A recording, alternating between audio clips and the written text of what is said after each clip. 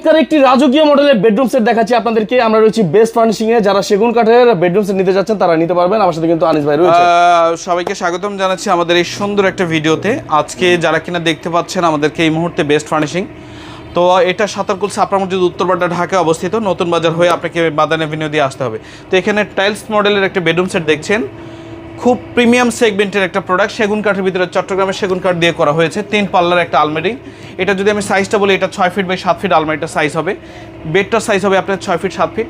দুই সাইডে দুইটা বড় মিনার থাকবে, যেটা কিনা আপনাকে একটা রাজকীয় ফিল দেবে। এবং সাথে একটা ড্রেসিং টেবিল থাকবে, খুব চমৎকার প্রিমিয়াম সেগমেন্টের একটা ড্রেসিং টেবিল থাকবে।